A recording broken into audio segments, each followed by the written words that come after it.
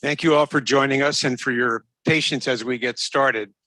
The traffic conditions in New York today are somewhat congested and confused because of all of the street closings to enable diplomats to get from side to side of the city.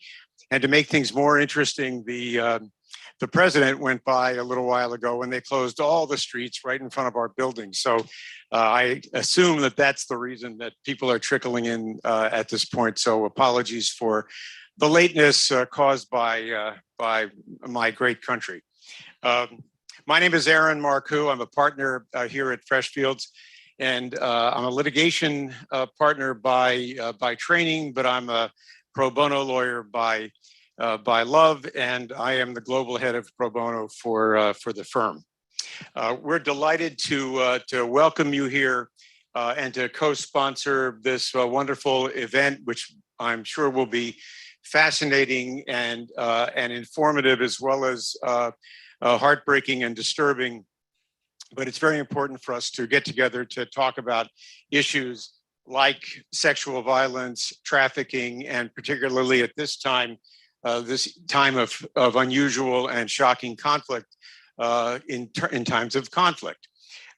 We have had the privilege of working with Sanctuary for Families and with the Coalition Against Trafficking in Women for years on individual trafficking cases, as well as on some more impactful pieces of litigation related to trafficking. And it's always an honor to get together with them and to be in the same room in order to help spread the word and to share ideas.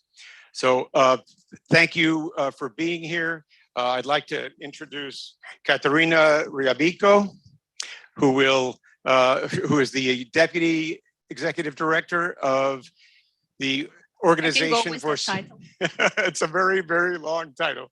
The Organization for Security Cooperation in Europe, Office of Democratic Institutions and Human Rights, who will get this event, which is adjunct to the General Assembly meeting, going. Thank you, Kateryna. Thank you very much for this introduction and actually for making it through in the title of the organization and the title of the position.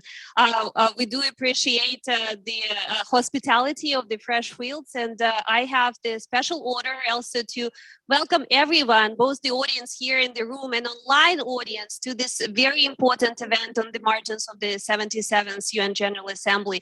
We're going to talk today about addressing sexual violence and trafficking in the armed conflicts.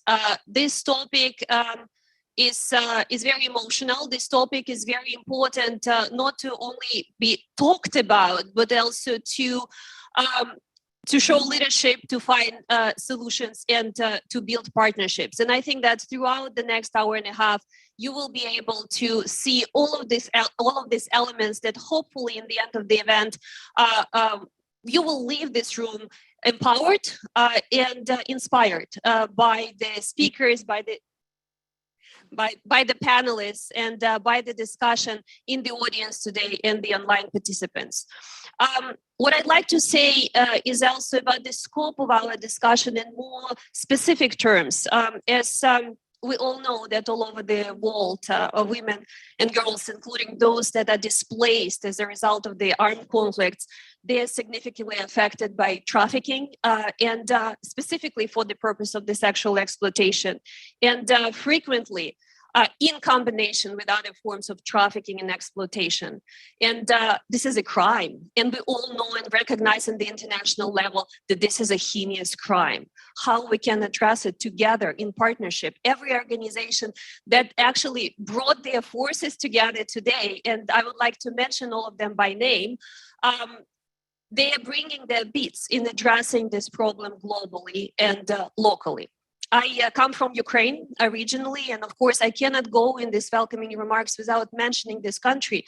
And we will be discussing today specifically the armed conflict in Ukraine. As now you all know, more than 6 million people were constantly seeking refuge outside of Ukraine, fleeing the war. And 91% of these 6 million are children and women.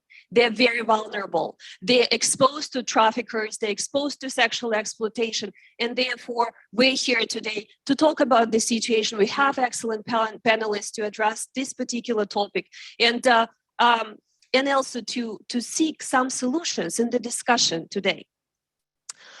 I also would like to mention the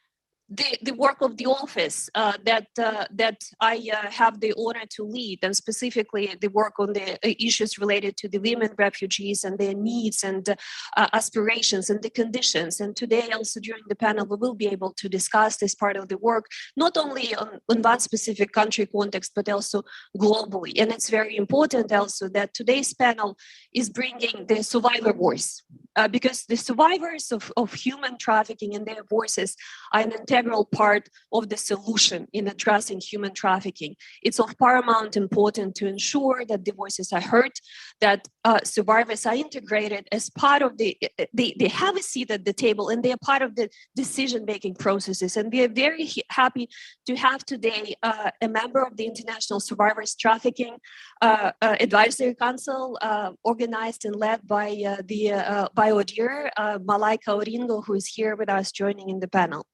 And I can go on because that's the topic that is really close to my heart. However, I would like to conclude. And in concluding, I'd like to thank all the partners coming together here, all the organizations, and namely Sanctuary for Families, CATW International, UP International, for their cooperation and dedication to this topic, and bringing meaningful contribution to the table in trying to find the solution to this heinous crime. And I would like again thank Freshfields for hosting this event, for their special hospitality, and actually their enthusiasm, which is very important, because this gives hope, that also it gives an understanding to everyone that this is, in this particular fight, civil society, business, international organizations are coming together. I'll stop here. I'm looking forward to the discussion, but before I leave this podium, I have the pleasure to introduce Åsa Regnér, Assistant Secretary General of the United Nations and the Deputy Executive Director of the UN Women, for giving us a kickoff and the opening remarks. The floor is yours. Thank you.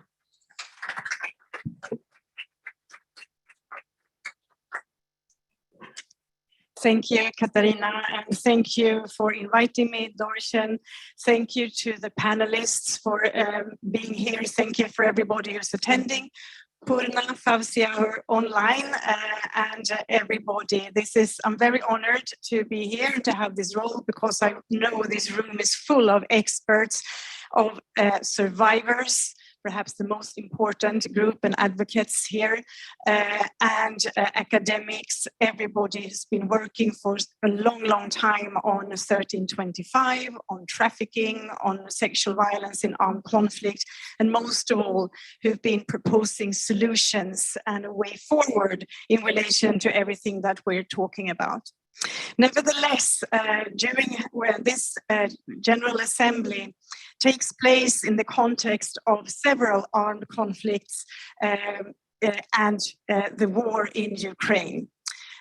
These last 13 months from UN Women's side, we have been working, trying to do our best to support women in Afghanistan, in Ethiopia, Tigray, in Myanmar, in Haiti, in the Sahel, and of course in Ukraine and other places as well. It is a very disturbing environment, and I think that we are all very concerned about where this is all going, and the UN wants to be part of the solution and should be a part of the solution, and it's very important for me to understand what your demands, your recommendations, and your hopes are for these particular situations and for the UN's role. I think also at the same time we see other kinds of backlash. We know the overturn of Roe versus Wade lately. We hear about the killing of young Mahsa Amini in Iran. We hear about many other brutal violations of women's rights all over the globe. At the same time, here at the GA, at the General Assembly, we also meet with both activists and organizations such as yourselves, but also with member states who have adopted a feminist foreign policy to try to put women in the forefront through their rights representation and resources that they want to also expand to other countries to adapt. So it's a complex world, and we need to use the tools that we have and see them and work together, and we have to understand all the challenges that are there. So we do know that armed conflict and war obviously exacerbates gender inequality in numerous ways. And conflict opens doors for some of the most brutal and serious human rights violations. And we're going to talk about then conflict-related sexual violence, including trafficking in women and children for the purpose of sexual exploitation and also other crimes.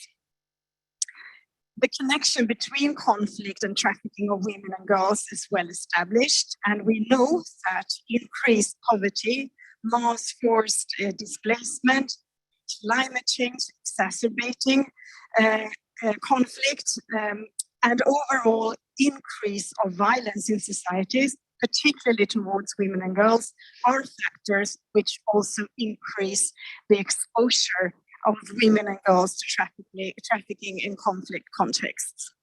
However, we also need, for trafficking to happen, we need traffickers, which are individuals or groups, more frequently, mostly consisting of men, but not necessarily always men.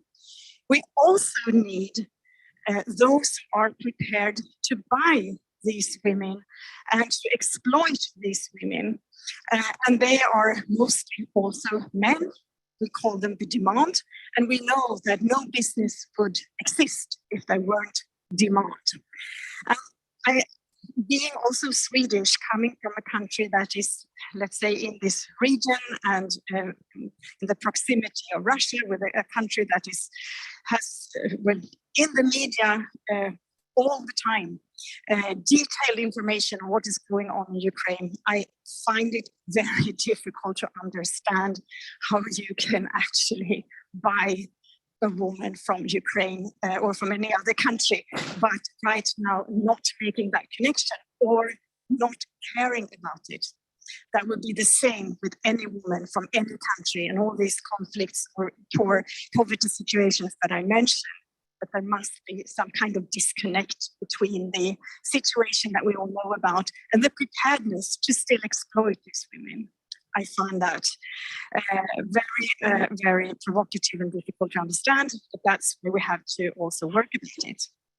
In Afghanistan, and we have experts here on Afghanistan, we know that after the Taliban takeover a year ago, the sharp rise in outward migration has put women and children at bigger risk of trafficking. And we also know about the high poverty rates from the situation.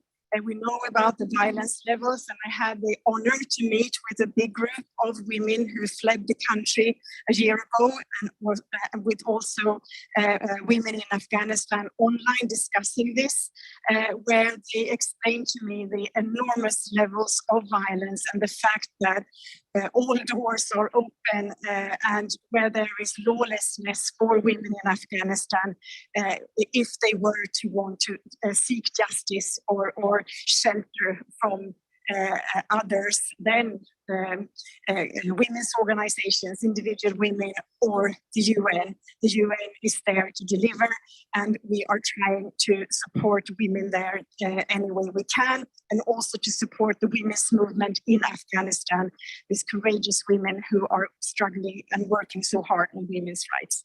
They want justice, they want investigation, documentation, and justice. They want their rights back, and they want us to never forget. They want us to remember, and we hear about that. It's a very important task for you women to support them. In Tigray, which we will also talk about in Ethiopia, conflict-related sexual violence has been linked also with abductions for the purpose of trafficking, as we know, as well as trafficking for sexual exploitation of internally displaced persons. In Ukraine, which we could talk about also for a long time, we from the women's side work on two levels, I think it's true to say. One level, which is about responding to the immediate crisis and the war with data collection, support to women's organizations, support to UN humanitarian organizations, and support to women's organizations to respond to the immediate crisis, but also at the same time continue to work on the 1325 National Action Plan, the longer term issues like the Istanbul ratification and its implementation, institutional building, legislation, women's participation, in relation to the recovery plan and the Ukraine after the war, all of these together with civil society and with the government. As we all know, trafficking is a big issue in relation to Moldova and to neighboring EU countries. And both the UN organizations, the EU, and also through the work of SRSG Patton, Pramila Patton, who many of you know well. She was there, she wrote a report, she made an agreement with the government in Ukraine on how to address trafficking, which we are all now part of to see to it that we work concretely. On Friday, we have a meeting of UN Women, also with the Vice President of Ukraine, member states, other UN organizations, to concretely go through who is actually doing what now in terms specifically on trafficking 7 months after the invasion of Russia in Ukraine in terms of trafficking. So I think that for us, it's an important role for us to try to describe the situation, to collect data, come up with analysis for others to be able to do what they should, for example, in humanitarian response, and for us, of course, to do what we should to support women's organizations and women leaders. All of this needs to be done with those who know best, women's organizations, survivors, women advocates, women leaders. This is true for all the countries where we work. So I do feel very honored to be here today with all of you because we do have an enormous task to try to both prevent and to create justice for survivors and to create societies, future societies in these countries where women and men have the same rights and the same rights as those of us who live in peaceful countries. And the way to do that is also to adopt survivor-centered approaches and to really understand and listen to and be very, very humble to experiences from those who have been through this. So I want to thank everybody for being here today and thank you for inviting me. I look forward to the discussion. Thanks so much.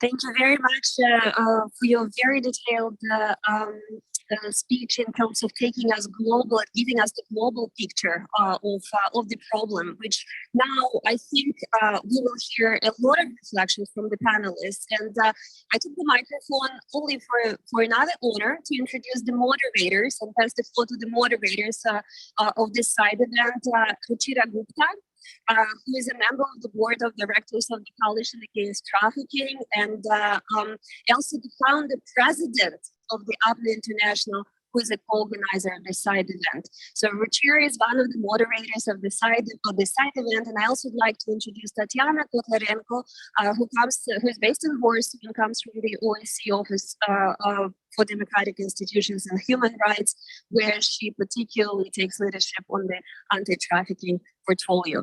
I will stop here and I pass the floor to our distinguished co-moderators and the microphone. Sure. Good afternoon, everyone. I'm really pleased to welcome you all on behalf of the Coalition Against Trafficking in Women and APNEA, and of course thank OSCE and all our friends here who have so loyally turned up in spite of the traffic problems today. Today we are here to address a very serious issue which is visible to us on our television screens every day, which is sexual violence in armed conflict. And we have 3 people who actually are from countries which are going through this in a major way. We have someone from Ukraine, Ethiopia, and Afghanistan who will be joining us. And I will introduce the panelists, after which Tatiana will begin the questions with the panelists, and I will take over for the last 3 of the panelists today. So I have great pleasure in introducing Purna Sen, who you can see on the screen. Purna is joining us from London. She was a former director of the policy division of the United Nations Women. She's right now a visiting professor at the London Metropolitan University. We also have on the screen, you can see one more person, that's Fawzia Koofi, who's the former second deputy speaker of parliament in Afghanistan. And she was also the former chairperson of the Afghan government's Women, Civil Society and Human Rights Commission. She's a women's rights activist, and she has asked us to put that into her bio specifically. We have Nihat Amare, senior immigrant specialist, immigration intervention project from Sanctuary for Families, and she's from Ethiopia. Malaika Orengo, founder and CEO of Footprint to Freedom from Uganda. And we have Mykola Kuleba, who's the founder of Save Ukraine. He's also the former Ombudsman for children of the president of Ukraine. And Tatiana needs no introduction. Many of you have interacted with her, and she's already been introduced by Kateryna. So I will now ask Tatiana to take over.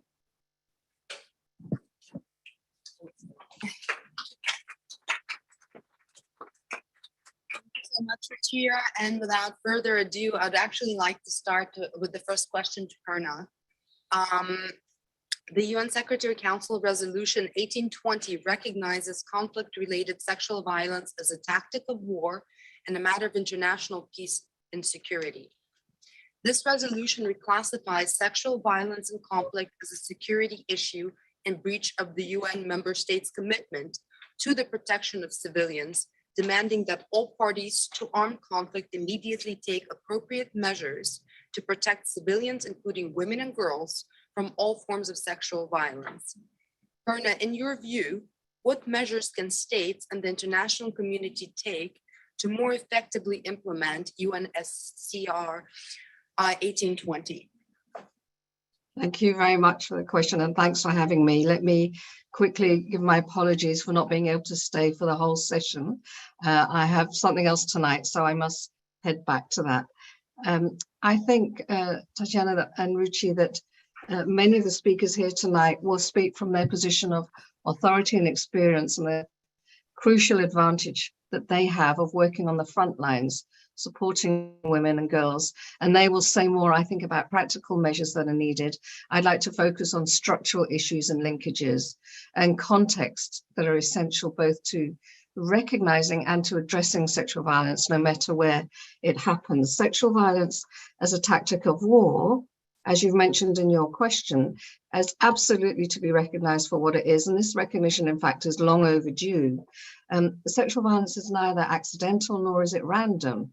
And it has a crucial place in the power dynamics of sex and gender and race, ethnicity, and a range of social cleavages. Inequalities already exist. Sexual violence expresses and contributes to their continuation. As a tactic of war, It means that not that the primacy of sexual gratification is given space, but actually it is an expression of power and inequality, immersed as it is in notions of sexual entitlement of men, sexual availability of women. It is true also that the stigma of sexual violence attaches not to somebody who abuses, but as applies and attaches primarily to those who have been harmed, those who have been abused. Numerous international actions, whether they're Security Council resolutions, the one you mentioned, and others I'm sure that will come up in discussion today, have come to give sexual violence very slowly its rightful recognition as a violation of human rights. The Rome Statute for the ICC recognizes violence, including in conflict, as unacceptable and intolerable. And these are crucial steps that have come largely as a result of decades of agitation, of troublemaking and organizing by women across the world. And I want to be very clear in paying tribute to them as movers of the agendas that we are part of today. So you asked me what states can do, and against that backdrop, I'd like to suggest a couple of things. One, being very about strong prohibitory messaging around sexual violence and conflict, paralleled by notice of immediate, timely, and meaningful consequences for such action. At the moment, too much of sexual violence and conflict goes unaddressed or excused or somehow hidden.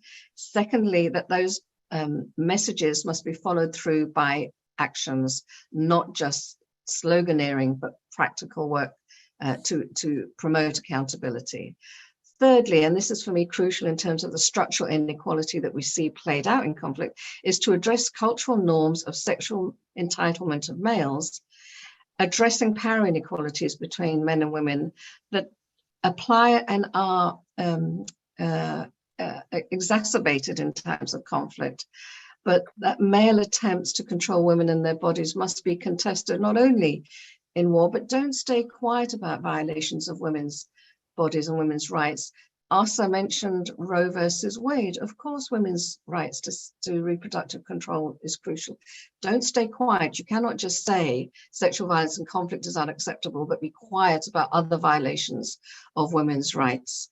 For example, I want to express my solidarity today with women in Iran who are rejecting compulsory wearing of the veil and of the men who stand by them in this struggle. I'd also like to say that states must contest, they have to undermine, they have to upturn notions of male sexual entitlement to women, not only in conflict, but in so-called peace time.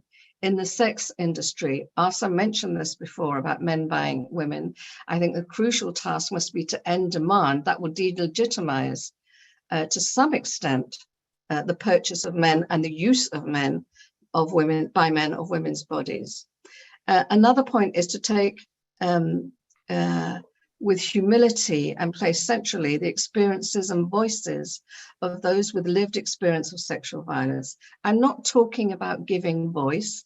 I'm not talking about rendering anybody voiceless. Nobody is voiceless. The question is who listens and who's prepared to learn with some humility from those who have been on the front line. It's not only also about being given a seat at the table. Whose power is it to give somebody a seat at the table? That is questionable in itself. Who should be there? Let the survivors, let the frontline activists decide who should be at the table. What should they be discussing? How should they be discussing it? Or even throwing out the table and deciding they need something else to be the venue for these discussions. So states need to set up advisory groups or councils or whatever you want to call them, made up of those who have known sexual abuse in conflict and outside it, including or perhaps as well as their trusted advocates, and with humility give them the power to define how they will organize and advise on the best methods to object to and to hold accountable those who abuse their entitlement, their assumed entitlement to their bodies. Notions of justice have to be defined and given life by these visions and those expectations, not only those powerful enough to sit in UN rooms and government buildings.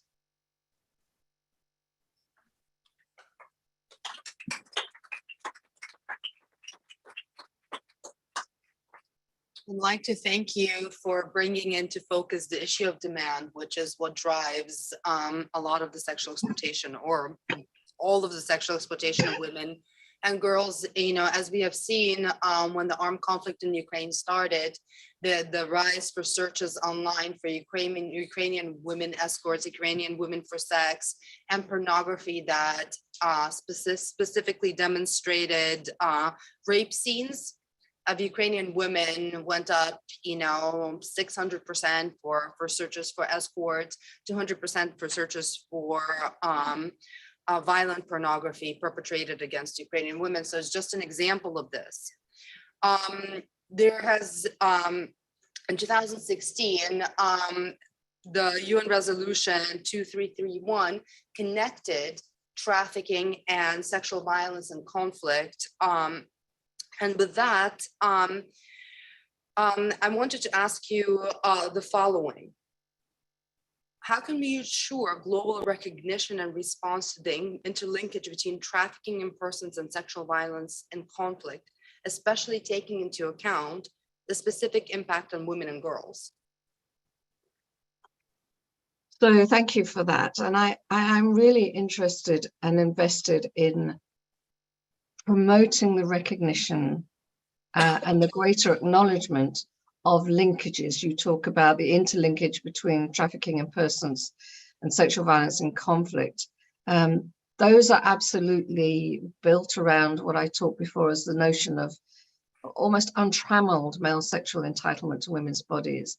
And for me, the linkage isn't just between sexual violence and conflict and trafficking, because trafficking is obviously in large part where women and girls are concerned about sex trafficking, so trafficking for sexual purposes. And that is also, as you said just now, about feeding that sense of entitlement, of that demand that is consistently there. And I think perhaps of a particularly nasty flavor when it focuses on women who are already harmed, abused, displaced, made homeless, and rendered without livelihood as a result of conflict. So what is it about that particular relationship that is appealing to those who want those women? That they are made extra vulnerable, they are made extra powerless, and the position of the person purchasing them or using them without having to pay, let's talk about that separately, but being able to use them sexually at their own whim, what is it that is particularly appealing? So for me, I think what we have to do is a number of things. Connect not only sexual violence and conflict to trafficking for sexual exploitation, but also link it to all sexual abuse of women and understand them as expressions of power. Armed conflict is a formal theatre of contestation in a way that's more raw and explicit than in everyday life, but it is not separate from it. It's an exaggeration of it. All the niceties, the nice language, the requirements that are very common in most of our countries about what is and isn't acceptable between men and women, they are taken away. And so this is much more a clear, unvarnished sense of what the relationships between men and women are supposed to be about. So I think of it more as a continuum than a nexus. A nexus suggests a point of inflection. A continuum is more about how these are all connected, interrelate with each other. I think it's fallacious, I think it's erroneous to divide off conflict and trafficking from so-called peacetime as if they're disconnected and unrelated. I think the Security Council resolutions are hugely welcome and as I said before, very overdue, but it cannot be right to think of sexual violence and conflict as trafficking as unrelated to what we call normality or trafficking in other contexts. The normalization of sexual violence, which we see in so many of our countries, is not unconnected to sexual violence and conflict. And by normalization of sexual violence, I mean the atrocious levels of conviction for sexual violence in most of our countries, the appalling levels of conviction for rape in many countries across the world. How is this such a very different pattern to what happens in war? It's exacerbated, but it is not separate. So I think the nexus that you're calling, I think, has to be thought of as a continuum. And I think we have to have a huge amount of support to have those messages made clear in peacetime and in so-called peacetime and in times of conflict. I think we are very aware, for example, of how during the global rush to support women fleeing from Ukraine, there has been an eagerness to enable families to take in primarily women and girls who are leaving without sufficient checks on whether those homes and households are safe places for them to be and whether the people who are housing them are appropriate and safe people for them to be with. So this ease with which people are given access to women is troubling in countries where sexual violence is not taken seriously enough. So I would like to see at a global level greater efforts at recognition for these linkages by listening to and learning from those on the ground who have been working on these issues for decades, women-led NGOs, survivor organizations, including those in the room at this particular meeting. They are the ones who should lead with support from donors to do their work, to have their messages disseminated, and to have consistent, not just messaging, but actions to show that zero tolerance, which is often claimed, is actually a reality. Then it makes more sense and it seems more valid and to have more integrity to say we won't tolerate sexual violence and conflict and we will deal with trafficking. Because if you say if it's only going to deal with this in conflict in peacetime, then what are you saying? It matters for these few years that we have this official armed conflict and the rest of the time we're happy with a 1% conviction rate for rape. It won't do. So I think a much stronger effort at sexual violence across the board, led by those who've been on the front lines and been their advocates, is absolutely crucial. Thank you. Thank you so much, Purna. And just to bring it back, actually, we've had CSOs reporting from particular countries that women were placed with convicted traffickers, actually, for their housing. So there are all of those situations. And I'm actually proud to share the voices of Ukrainian refugee women with you today later on, whom we asked actually what are their experiences on the ground, because this is where survivors' voices or voices of women who are experiencing particular situations, wherever they may be in the world, are key in order to craft proper responses, solutions that really assist them and protect them in the situations of high vulnerability. So thank you so much for your time today, and we really apologize for the delay in the start. Thanks for having me and all the best for the rest of the discussion. I'm sorry I can't stay. Thank you. Thank you so much, Purna.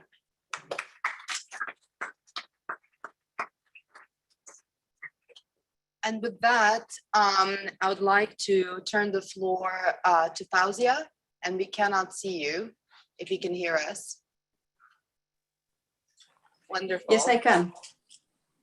So it is my great honor to ask the next question of Fawzia Koofi. Conflict-related sexual violence has been a long-lasting and ominously underreported problem in Afghanistan.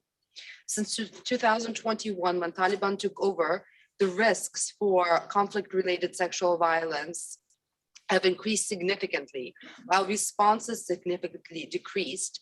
Women and girls face quash of fundamental rights and restrictive access to services. Sexual violence survivors can become victims of femicide due to the prohibition of widespread honor code to engage in extramarital sex regardless consent. Societal conduct and norms hold women survivors responsible for sexual violence and discouraged from reporting the cases and seeking medical treatment. The shelters and services for survivors have been eliminated, while the perpetrators previously detained are released. In your view, what can the international community do to address these issues? Thank you, Titania. As the world leaders got together in the UN to talk about global issues, There is enormous level of hope from Afghanistan. We know that these are speeches, statements, but in the absence of any mechanism of support for the women of Afghanistan, even these speeches and statements can create an environment of hope and optimism among the women in Afghanistan.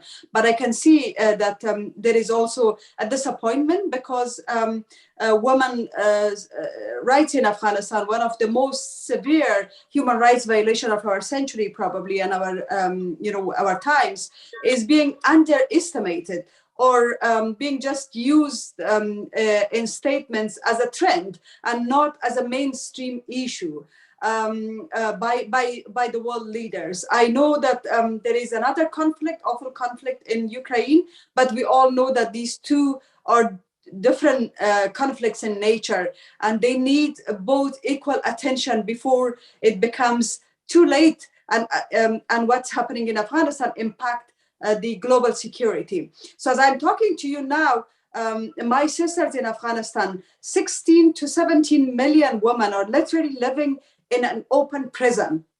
They are in their homes, but their homes look like an open prison. They are prohibited from their basic fundamental human rights, and according to the principles of Human Rights Declaration and all UN conventions, but also according to the principles of Islam. The Taliban are basically denying women from their basic rights under the name of Islam, but in contradiction to Islam. Women throughout the conflicts of Afghanistan in the last more than 4 decades, which I have also been a witness, a survivor with me, many other women, millions of women have been survivors, but yet warriors of this conflict.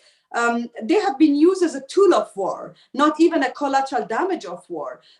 In terms of their vulnerability in conflict, losing their loved ones, opportunities taken away, but also being a victim of a culture of impunity. Because in the absence of strong institutions due to conflict and war, there is a weak legal system, and women in countries that already there is lack of rule of law or a weak rule of law, women are the main victim. And this is so true in the case of Afghanistan. Although in the last 20 years, we have tried to make laws, and as you know, we have made the law on violence against women, which actually indicate 25 forms of violence as violence, which previously was regarded as part of women's life, including physical violence, including harassment, including prohibiting a woman from her property right, prohibiting a woman from access to a work environment, to education. All of this was regarded as violence in the law on violence against women, which I tabled along with my other sisters in the parliament. The law was not approved, but it was enforced.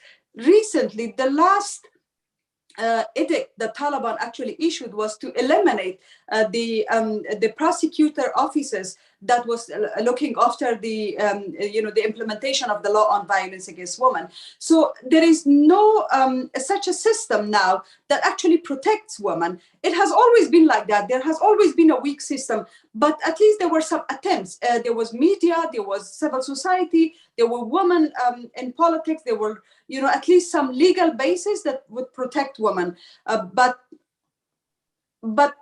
in the absence of all of that, it's actually the women who are paying the highest price of this. And I'm not sure why the world it's normal. We are experiencing a gender apartheid in that part of the country. And the world think that, it's part of our culture, it's part of our religion, and we deserve it. Money engagement with Taliban, we have given so much to them. And in fact, when I was, negotiating with them, they have been saying nice things during the negotiation. I got engaged in the negotiation as a woman because I think as a woman, we need to really enter those red lines. We have to get out of our comfort zones in order to be able to make a difference. And that's what I was doing. I knew that it was not the best job in the world. It was not, one of the easy jobs in the world, but I was doing it because we need women to be engaged in conflict resolution, to be decision makers, to be, impacting the policies and programs. during the negotiations, the Taliban were telling me that they have changed, that they will allow women to go to school, that they will allow women to go to work. And I'm quoting, actually, one of the Taliban leaders told me that from their perspective, women can be ministers, but now against all their commitments, that we were all trapped into those narratives, including our international partners, they are committing serious human rights violation. And in fact, nowhere in the world, women are deprived from their basic fundamental rights to education. But they have made education so crucial for the girls that we only focus on education, not on many other, odd things that are happening in Afghanistan. Women's rights is not the only conflict in Afghanistan. There are multi-dimensional problems that people of Afghanistan are suffering. So I think as a global community, if we really close our eyes and we think that this is part of the country's culture, this is part of the religion, it is going to sooner or later reach our borders. Because just before 2001, Taliban were doing the same things. And I think it's not even a matter of human rights violation. I think it has got to do with national security of a country. And if Afghanistan's security is weak, and if there is a power that is oppressing 55% of its population, that are women of that country, that power, that de facto authority is automatically paving the way for more military extremism, for more people to choose harder choices, to go to harder choices. And in that circumstances, the global security will be at risk. So women in Afghanistan, their rights are not only their rights. We're not talking about, how much they have suffered, although they have demonstrated enormous resilience. And we know that Taliban are afraid of 50 to 100 women who are protesting on the street. Lately, we know that they were actually, facing violence and arbitrary detention, even sexual violence in prison for protesting. There is no mechanism for recording, and I think Taliban are more afraid of women than the American B-52 flying jets and the American bombs, because the women are actually challenging the Taliban's ideology. And I'm not sure why the world is not standing with women of Afghanistan to the extent that they should have been, because we are in the full front. We have been in the full front of protecting democracy and our common value. I think it's time for us to stand in the right side of the history, and that is to stand meaningfully. Put your leverage over Taliban. The leverage are very basic. We expect the ICC to get engaged, because this is crimes against humanity, that what's happening in Afghanistan. From any angle you look at it, it is crimes against humanity, first. Secondly, Taliban do not allow women of Afghanistan to get out of their homes. If they get out of their homes, they must be accompanied, if they travel more than 50 miles, they must be accompanied by a male companion. It means they're actually undermining the woman's presence and existence. But Taliban can travel around the world with private jets. Why? I think there should be some level of, we have to, as I said before, stand on the right side of the history. There should be travel ban on Taliban. I appreciate the countries who stood with women of Afghanistan and opposed travel ban exemption.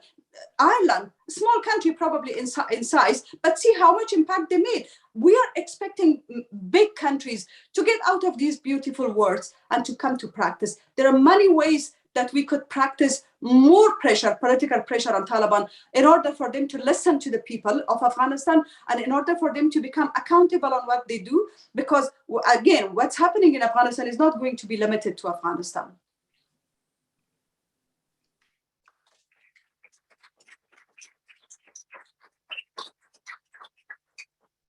Fawzia, I'd like to thank you for so poignantly stating the real situation of Afghan women, and really calling for action from all of us, because any woman in any part of the world that is experiencing this situation is every woman around the world that can experience this situation. I would like to actually follow up with the second question to you. Looking forward perhaps to a better day when some of these things can change, right? Where impunity can be addressed. Don Steinberg said in peace talks that men with guns forgive other men with guns from crimes against women.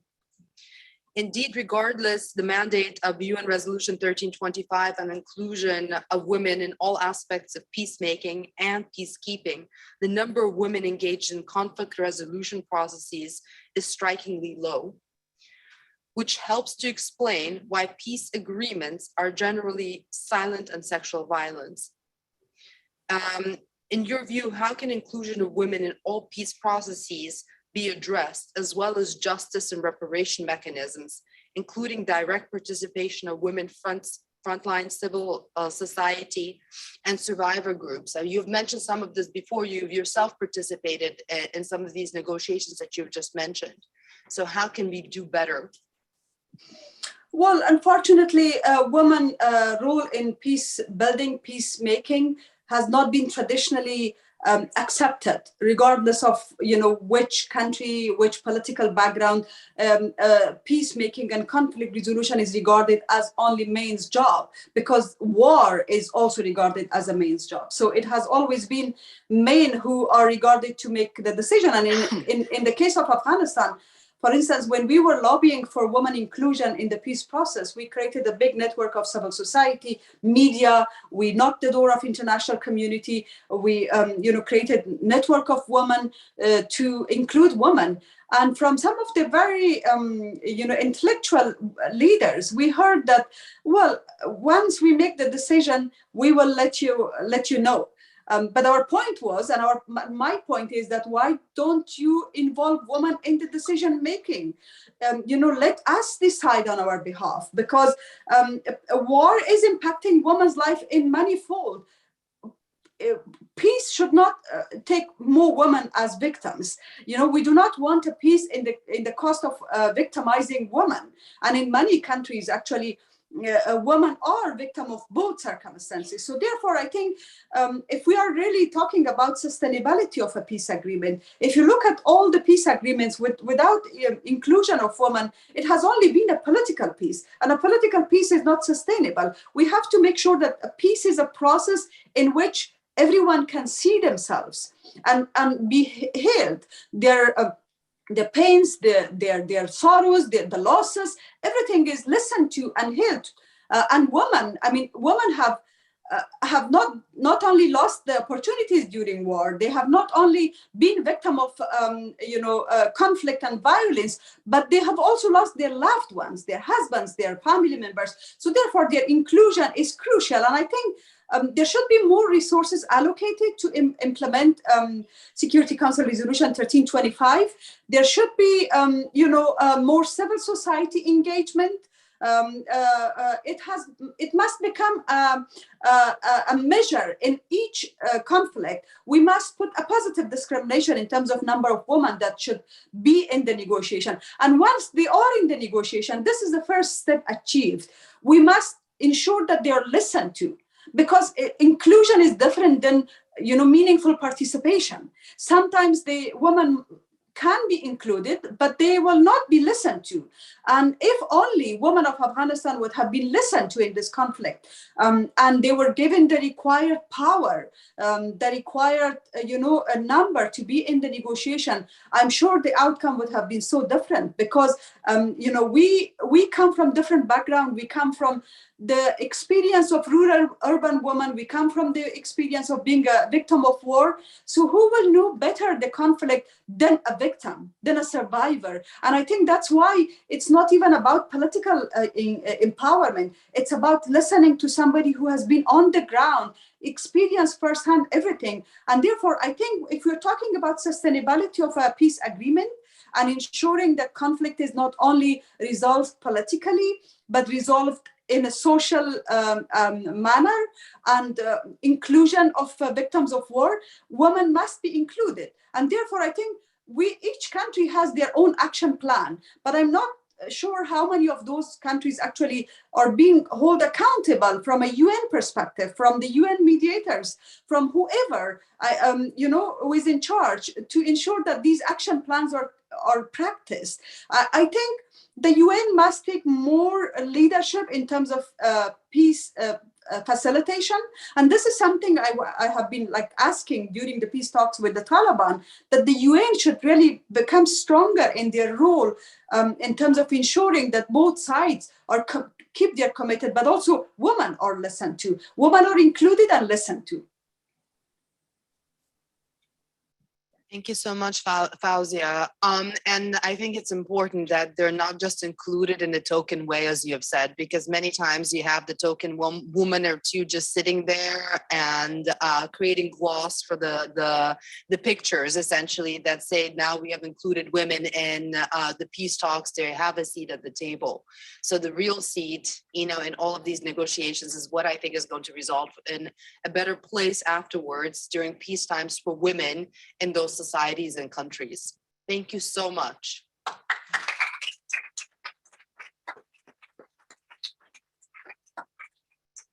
And now I'd like to turn to Nihat.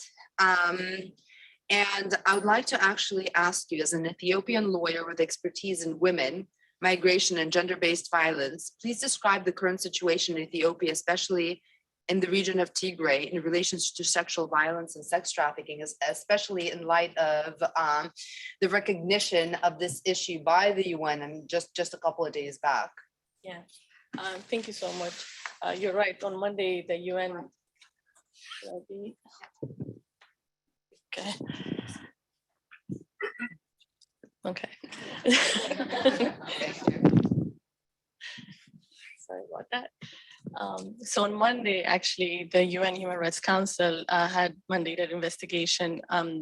International Commission of Human Rights experts on Ethiopia, they released a report which detailed so much so of what's happening in Ethiopia and mostly specifically in Tigray. So how this started is on November 4, 2020, armed conflict erupted between the Tigrayan regional government, Tigray is the northern part of Ethiopia, and the federal regional government with its allies, including local militia, neighboring region militia, as well as a foreign actor, a foreign aggressor, Eritrea. So since then, we've heard a number of reports that show conflict-related sexual violence has happened in Tigray. Not only that, but the report actually mentions while other communities have been affected by this, the women and girls of Tigray were particularly affected by it in a more violent and brutal way. And in this case, the perpetrator is, of course, the Ethiopian National Defense Force, which is the government, the Eritrean National Defense Force, and Amhara militias, also known as Fanos. So with this, and from what we heard and read on the reports, the scale, the nature, and the intent that comes with it. The thing about this conflict is it comes with an intent in a systemic way to not only destroy the women and girls of Ethiopia, of Tigray, but also the whole society. So in this report, it says that they didn't get a chance to go to Tigray to do a formal and in-person investigation, and that comes because of the fact that Tigray is under siege currently.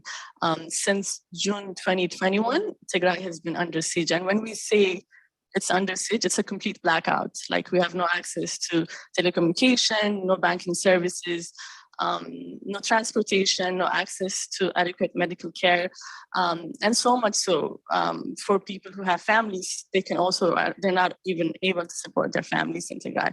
So there's a lack of information, but even with that, we have some numbers that the UNFPA released in 2021. About 22,500 women were raped. And recently, about a month ago, the Tigray Regional Health Bureau director in an interview mentioned they actually have a record of 120,000 women as victims of rape and sexual violence. So whatever the number is, one is too many, but the lack of information is what's causing the gap in information and the gap in providing services. So we have about 70,000 refugees in Sudan, and there are some survivors. We also have survivors that fled to Uganda, actually, Kenya and Djibouti, but majority of them are in Sudan. And recently, I had a chance to speak with one survivor over the phone, and we've been in contact for more than a week now.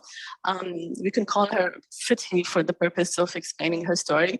She comes from, and I'm sharing this so that you can have the human aspect of it and also understand the systemic ways that what's happening in Tigray is really the worst of the worst. And its report, it says in the international, when I say report, it's the International Commission of Human Rights Experts on Ethiopia. They state that clearly there's an intent. RIP didn't stop when there was a gap for 7 months when the federal government took over Tigray. It continued in some parts in Western Tigray, in Northern Tigray and Europe, which we don't have any information even who's alive or who's making it. So in that report, it mentions the fact that all of them, all the perpetrators, in most of the cases, clarified their intent, and their intent was to destroy their sexual and reproductive organs so that a Tigrayan womb can never give birth. That's the story that every survivor shares. There's also an article about it. If you Google it, you can read. So with coming back to the story, Fithi was living in the western part of Tigray. It's called Adigoshu near Humera. And she explained that she had a husband and a son. When the war erupted, the first concern she had was the victims would be her husband and son. So she hid them. Her son went to family members in Shere, and her husband escaped to another part. So at that time, she was left with a daughter, not a biological daughter, but a girl that she raised as her own. So she explains when Amhara militia and the Eritrean forces were going door to door, hunting Tigrayans at that point. And all this conflict is because of a political dispute between the governments, but which in turn turned into an attack on Tigrayans, is on the report and first-hand experiences that we're hearing. So when she knew they were coming, she didn't even go to her shop or work. They were staying hiding in their homes. And it was then when four Amhara militias knocked at her door, followed by Eritrean forces for other Eritrean forces, and they started harassing them, calling them ethnic slurs, telling them that this was not their land. Specifically, she said one of the Amhara militias told her, "This is not your land. You cannot live here in peace. You should leave this place. This is our land." And the Eritreans were also mocking her and telling her, "You can never live in peace as a Tigrayan." So this woman was gang raped by 8 soldiers from our militias and 4 Eritreans. And when she was telling me this, it's only now that she started talking about it. This was happening November 4, like the first week of November 2020. It's only now she's feeling comfort. So it was a very, coming from a direct service provider space, it was very interesting to hear what her immediate worries were and how she was sharing her experience at this point.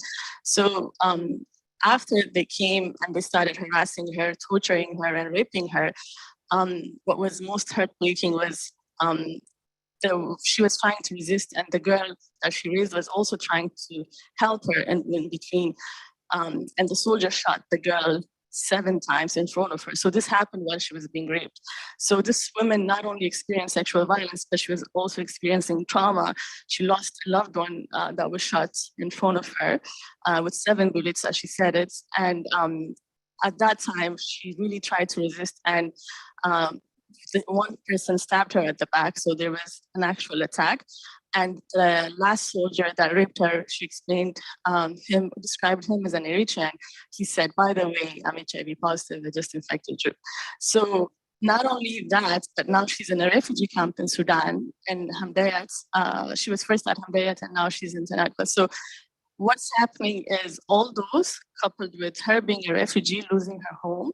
And this is not unique to her story. This is a majority of Tigrayan women's story. But because we don't have access to much of the survivors in Tigray, we don't know exactly what's happening to them except getting reports. And at some point when there was some communication, hearing it from families and advocates that are directly working with them.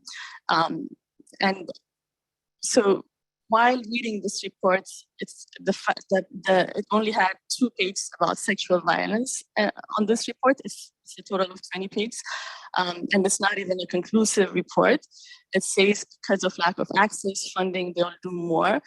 But I was just surprised that reading it, it was very clear that there was intent in all the acts. There were also other acts of sexual violence that were reported.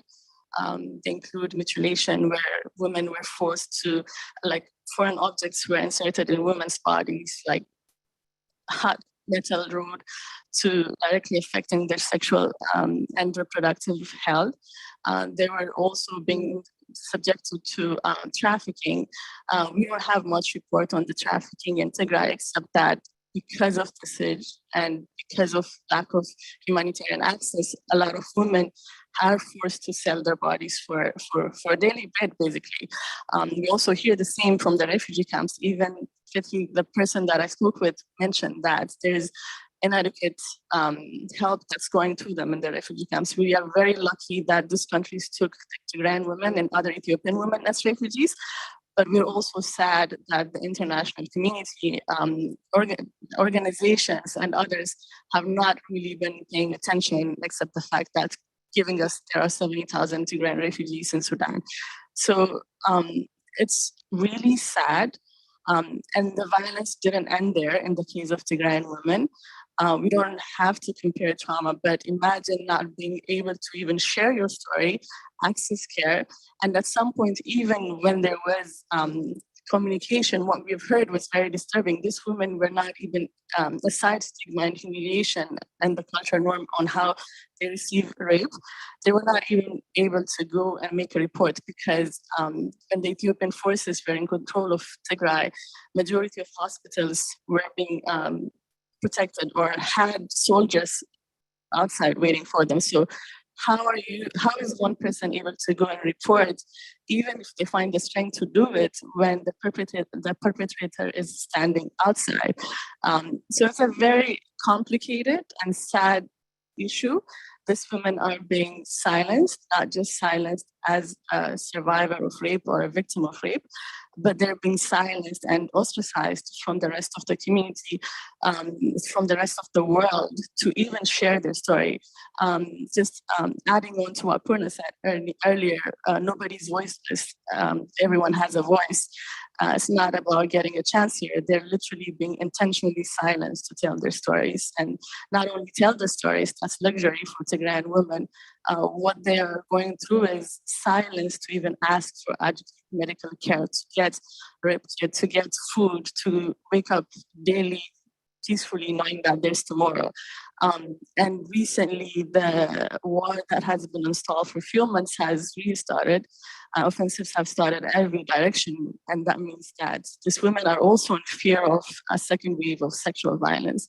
So it's overall hell has been unleashed on the women and girls of Tigray. They don't have access to education. They don't have access to the outside world. So I appreciate you asking me to tell you what's happening in Tigray.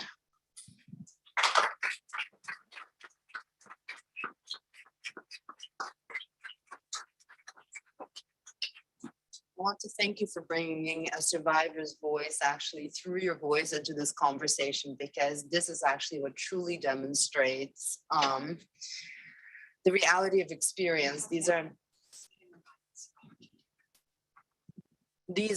not just hearsay stories. These are real voices, real people who have experienced the worst form of violence and trauma. I'd like to follow up with another question for you. What measures should be taken to ensure Tigrayan survivors assistance and support, as well as addressing their vulnerabilities to prevent further sexual violence and exploitation? How can the perpetrators of these atrocities be held accountable? That's a very good question. So in terms of what needs to be done immediately, I mean, based on the discussions and what the other panelists said, if you ask a survivor in Tigray, what does she need now? If we get the chance to ask a survivor in Tigray and what does she need now? I think the first thing they need is peace, right? Before even thinking of accountability. And with that comes access to food, access to medical care, access to medical care, and getting medication for all the impacts of rape that they have endured. Every complication that comes with it. They would need access to employment home. They don't have a home. There are a lot of IDPs in every part of Tigray. If we have 70,000 refugees in Sudan, you can only imagine how much displacement has happened within Tigray. They also would need, sorry, the mic. They would also need education. We also need to have people that are trauma informed and that are familiar with survivor-centered approach to help them go through this PTSD. Going back to what the survivor told me, she's taking medication for mental illness, for different sorts of mental illness, of course, and she has a lot of medical complications. The women in Tigray didn't get this chance, even if that's considered a chance. So we would need to offer them all that. That's part of what do they need immediately before we discuss justice and accountability. And the refugees in Sudan, a survivor in Sudan or a survivor in Kenya will tell me that she wants to go home. The person that I spoke with, she actually literally said, when I asked her, what do you want to do? She said, I want to go home. I want to be that person that I was, the hardworking person that I was before this happened to me. I want to be pure again. The way she explained the gang rape by 8 men was as if she was not pure, but now she's making peace with it, that this has happened. And the other thing is also when talking about educating the community, this person, when I was talking to her, she said in the middle of the conversation, at least my husband said he'll accept me. It seems like they had a chance to talk at some point. So the fact that out of all that has happened to her, the thing that gave her comfort was that at least my husband said he would accept me. So this shows you that there's a whole lot to be done within the community to educate them about stigma, about what it means to be a survivor of rape, and also with rape comes forced pregnancy, which means they have babies as a result of rape. So there's a whole lot of psychosocial services that they need. Aside from psychosocial services and medical needs, I think the best thing to give them is peace and take them home for those far away, and for those who are home, so that for us to help them the way we can help them as an individual, as women-based organizations, and as an international community. And going to the question of accountability, perhaps I should start by telling you what the Prime Minister of Ethiopia said at one of the parliaments when he was addressing a question about the weaponized rape happening in Tigray. He said, what are you guys making, not directly, but why are you making this thing a big deal? At least this women were raped by men, by humans. My soldiers were raped, violated by daggers, by bayonets. So he is falsely equating what has happened to a woman, one crime, being raped, raped a civilian is a war crime. What has happened to them to the violence inherent to a war crime. So if we have that as a leader of the country, you can understand that domestic accountability is very hard to get. Impunity is very much pervasive in Ethiopia. In this case, the persecutor and the prosecutor would be the same person, so justice would not be served. It's also not just in Tigray, but everywhere, whether who's blamed, who did what, for every woman, it seems like the government has been unable to protect the women and girls of Tigray. And in the case of Tigray, they have not been, it's not being enabled, but they are unwilling to protect the women and girls of Tigray. They even went to the extent of inviting a foreign actor and Eritrean forces to do the most outrageous act on this woman. So taking this into account, that's why I think we heavily depend on the international community. I really appreciate the report that was done by the International Commission of Human Rights Experts on Ethiopia. It's a good start, and I can only hope that tomorrow when the UN Human Rights Council votes, they can extend their mandate for additional year, and they can also maybe extend their funding so that they're teamed with experts, with people who know how to handle this with again, the whole survival-centered approach and interviewing them and documenting those things. We lack documentation about what's happening in every part of Ethiopia, not just Tigray, but Tigray mostly because of the siege. Again, it all goes back to we are under siege. There's no communication. We don't know what's happening except what we get when they have the connection. And what do we expect from the international community? I think based on the discussions and what everyone was saying with the resolutions that the UN Security Council has, 1325, 1800, I think what do you do? Okay, we've identified that the women have gone through this, then what, right? So we should be asking UN Security Council, the international communities, each individual, governments and individuals to pressure the government, to force the government into peace talks. This can be done by finding, by acting on the reports that was done by the International Commission of Human Rights experts on Ethiopia. They said, they stated, established that war crimes and crimes against humanity have happened in Tigray. So then what? How do we act? I think it's time for them to use the resolutions and what consequences they bring.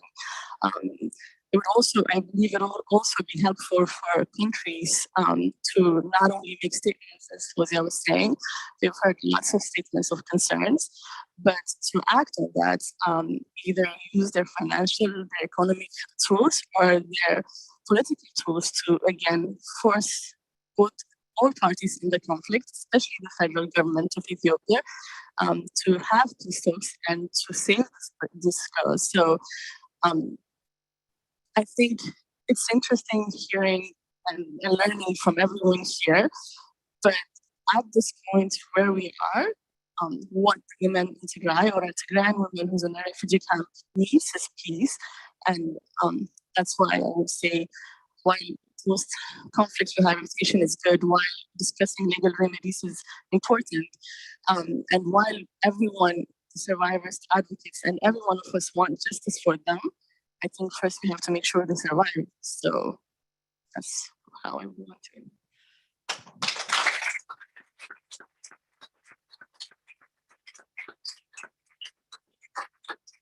Thank you for leaving us with the message of peace. And I think everybody here has heard that message because, as you rightly said, before she can even ask her husband if he would take her back, which is the story of many women who are then socially excluded, you know, and can never have their lives back. We need peace in all of these countries. And before I hand over to Ruchira, I'd like to mention the voices of survivors and the fact that OSCE ODIHR 2 years ago almost launched the International Survivors Advisory Council, composed of 21 survivor leaders from 14 different countries. We have Malaika here with us today who will speak next, but I also want to recognize Chandra Varuntu, who's the chair of OSCE ODIHR ESTOC, who's here today, and I think I see some other survivors in the crowd. So with that, I'll hand over to you, Ruchira. Thank you. I want to continue this very, very troubling and rich discussion. And so, Malaika, I have a question for you. You are a leader, you're a survivor, and you founded Footprints for Freedom in Uganda. And one of the things that I've heard you talk about again and again is that there is a lack of proper documentation of sexual violence, and the Murad principles are not followed properly. Would you explain to everybody here that there are the gaps in the documentation of sexual violence, and how can the Murad principles be followed properly? What should we do?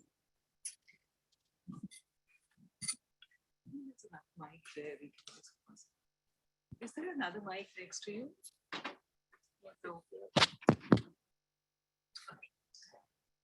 Thank you very much for that question. After hearing her speak, her story, this other survivor story is talking about resonates well with my personal experience.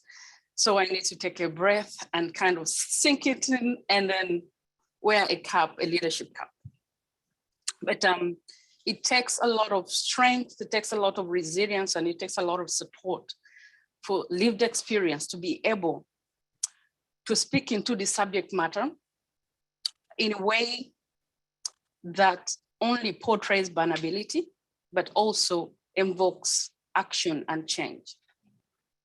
And the thing I like about the MLAD code is that I believe the ability to any increase of prosecution of perpetrator is the presence of kind of quality services and the support survivors get. If survivors do not get this kind of support, they do not have, they're not in the right mindset, or they do not have the courage to kind of speak up. One good thing about the MLAD code is that it's survivor-informed, survivor-led, it's ethical, and it's a synergy or a contribution of different actors, not only survivors, but a collaboration of different mindsets. It's like a laboratory of wisdom of people's experience to come up with kind of better guidelines on how to serve victims and survivors right. And why is it important? Speaking from experience, as she has mentioned, when you are a victim of both war and sex trafficking, the multitude of trauma is way beyond someone can comprehend. But every day we meet a lot of people in the name of supporting us. You meet from agents, you meet from social workers, you meet from volunteers, and then you have to tell your story over and over again. So this documentation of this database of sexual violence will not only help us reduce that obligation of sharing our traumatic experience, but it's a pool of guidance that will make everybody involved to be able to be sensitive and to have a pool of needed resources to be able to serve victims and survivors right. And I think one of the things I love about the MLAD code is that it will prevent re-victimization, re-traumatization, but at the end of the day, it empowers survivors to be able to speak up. And what we need is more accountability and prosecution of offenders. But unless we straighten up our ways of serving, the quality of services and of survivors, not only from civil service, but from law enforcement, from the policies that do not recognize the trauma that we pass through. Another thing that I like with the MLAD code is that it will help us shift from the one size fits all to looking at survivors as people with individual needs. Maybe what I can say is that survivors represent the diversity of our society. They represent race, they represent religion, they represent different forms of trauma. They represent documentation. Some are citizens other than non-citizens. But at the same time, it also represents gender. And if we do not put this in account, some of us have fallen into this one size fits all. For example, there are methods that fits well with the survivor who has been sexually abused and has got a Western approach. She understands what is the use of a psychologist. And you get encountered with a method that the only way you're going to get support is you're going to talk to a psychologist who has got no sense of culture diversity of where we come from. And it comes back to being engaged. What do I need? What exactly does my support look like? So with this MLAD code is one thing that will help not only survivors, everyone in this arena of supporting and ending human trafficking to be able to do things right. I remember my experience during identification is that I met law enforcement who were not trauma informed. Okay, the word racist is so rude, but I would use it. I felt that the identification was more of how do you question criminals? Like I was interrogated rather than big font, like you feel like you're a criminal, and it makes your credibility in the court of law difficult. So when we wear these shoes of both victims of war victims of sex trafficking, but still we are victims of color. It becomes very difficult. So with this code, it helps us internalize, differentiate that even though victimhood comes from different walks of life, people are different. My needs, my aspiration, my level of trauma is different. So I think it will also call for accountability. And this is what we are talking about today. Not only that in peacemaking, we're talking about rebels and those ones who are raping victims and survivors or vulnerable people, but those who are serving victims and survivors. It's very important. You are the first responders who have to instigate trust, hope, and credibility. And a lot of survivors have been failed from instant, and they always say your first experience ends up to be your everlasting experience. So it calls upon that we work together in synergy, respecting the survivors being put at the center. And at the same time, yeah, it's all about a collaborative action in order to get the sustainable response. I'll try and use this and see if it works. Is this fine? Yeah, I think it is.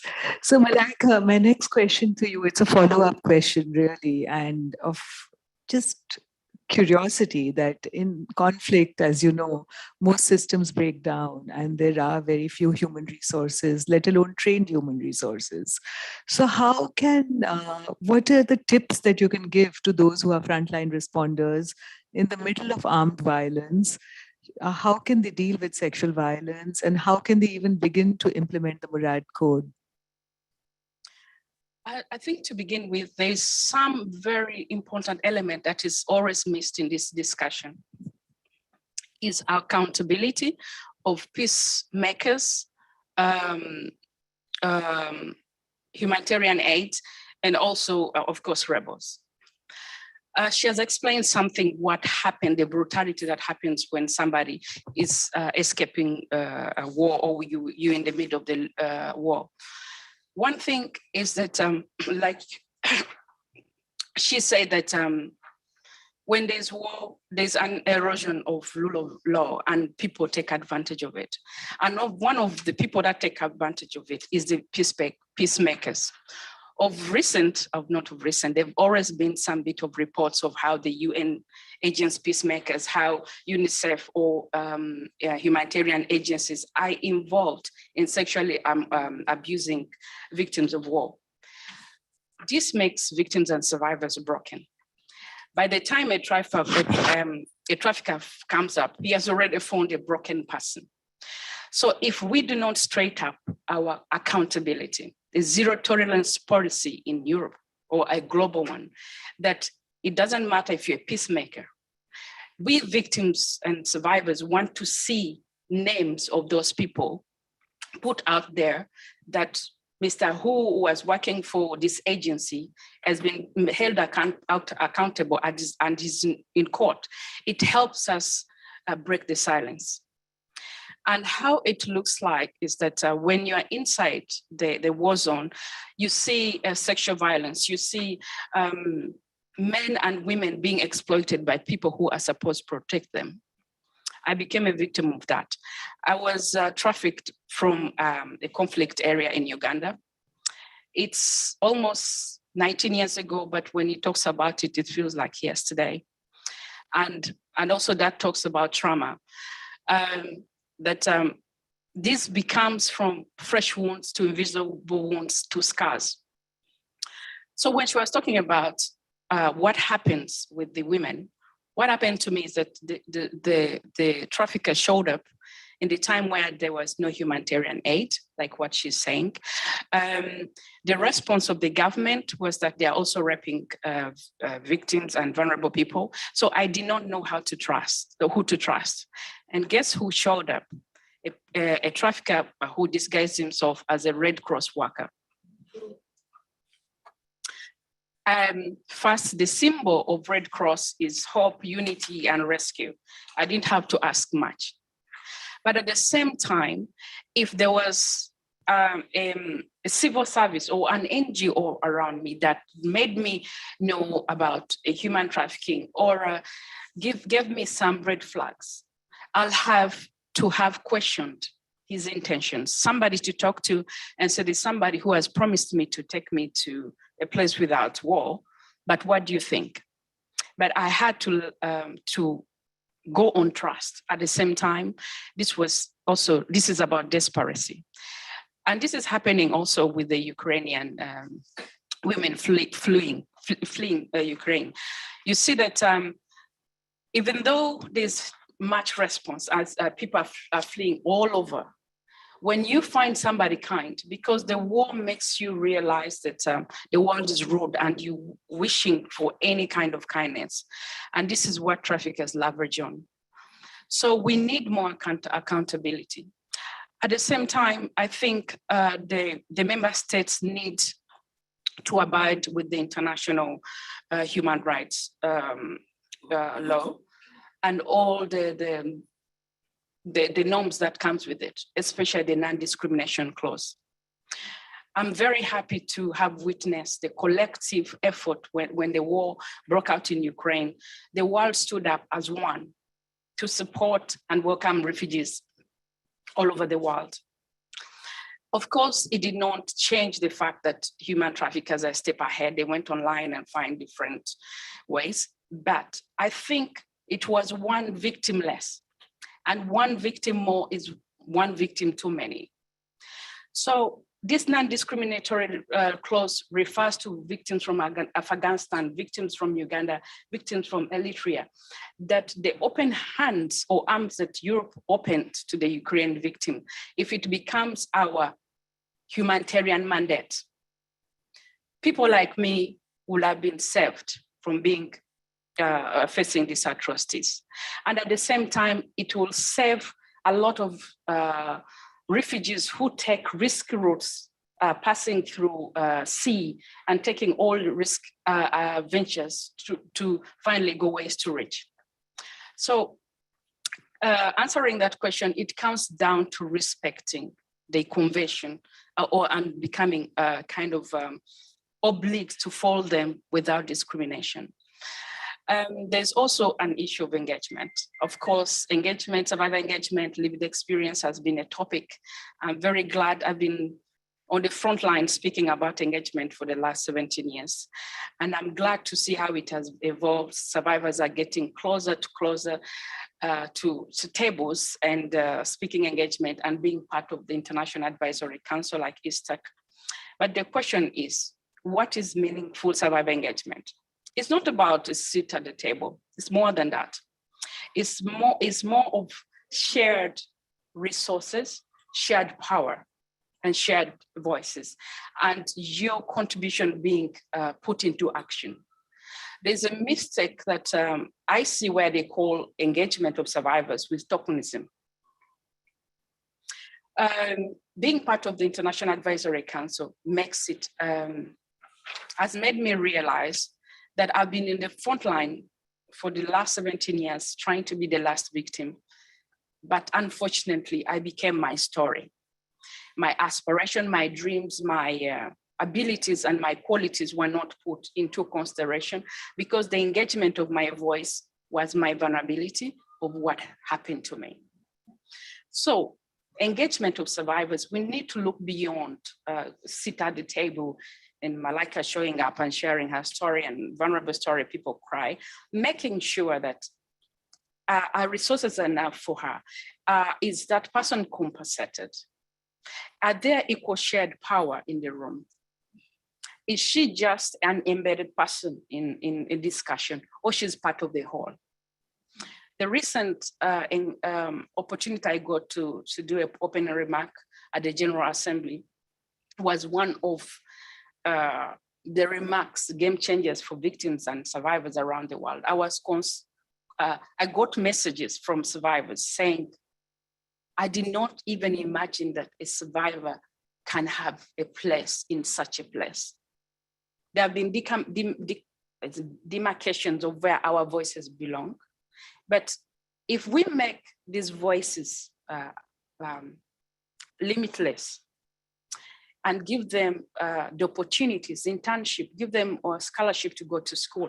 I'm able to speak about this because I've been given a chance to go to school, being part of the advisory council, being given training, public speaking training, getting mental health support. So if survivors do not have this at hand, this engagement is a fraud. It will be what they call symbolic engagement. And we need to change that. Lived experience is one of the most instrumental stakeholders in the fight against human trafficking. They know what happened, they know what went wrong, and they know what the gaps are. So they not only change the whole dynamics, their input change instruments, they change services, and also it empowers them to speak up. I got the courage to speak about my what happened to me. I think after 7 years of having experienced trafficking. But this brings me to the last question. We have this reflection period. When people are identified as victims, there's a reflection period. In some country member states, 30 days, others 45 days. But my recommendation is that it shouldn't be less than 3 months. Why? When victims are rushed into making these decisions, we miss the whole preparedness, the mental health steadiness to say exactly who trafficked them or kind of give the right indicators, the roadmap to their exploitation. And also, if we are forced to give witness to what happened to us, the law, sometimes we are saying we are pimped by pimps, but then we are pimped by the system because all what the system wants from me is getting the trafficker. And then you are thrown off. So they want very quickly because the resources they have for the investigation is limited to that 1 month. Unfortunately, my trauma was so much from war to sex trafficking. You get rescued. And then my immediate need was not, justice. I had a lot going on. It goes more than justice. But then they wanted the story right. I didn't have it because there's a lot going on. I became undocumented for 10 years because I wasn't a perfect victim who can articulate exactly what happened at what time. But this left me vulnerable to gender-based violence and re-trafficking.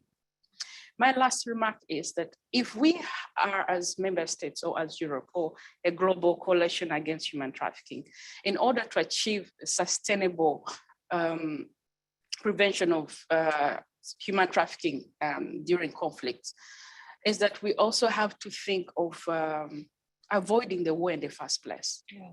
She has talked about peace.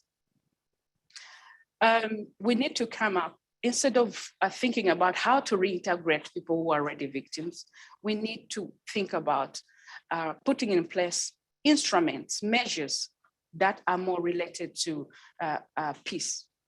There's a saying in Africa, they say once elephants fight, it's the grass that suffers.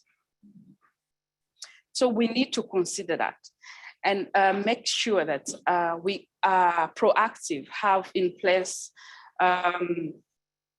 measures that can database like the blood court, seeing these indicators, pre-assessment of what profiling victims and the survivors. But it should be done in collaboration with survivors, centering their voices and knowledge in order to come up with better preventative solutions.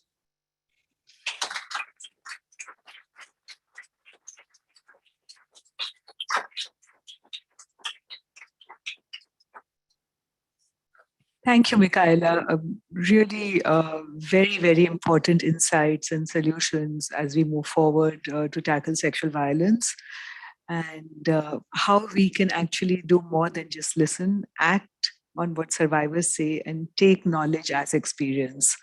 So we have enough people in this room who can make something happen, and you already have a seat at the table. thanks to the International Survivors Trafficking Advisory Council.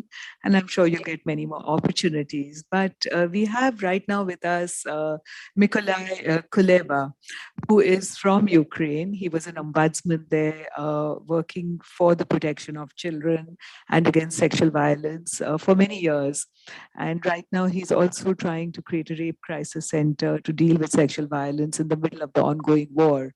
And Mykola, I want to ask you that, there has been a review of 300 peace agreements in 45 conflicts from 1989 to 2008, and that only 18 accords relating to just 10 conflicts mention sexual violence or other forms of gender-based violence.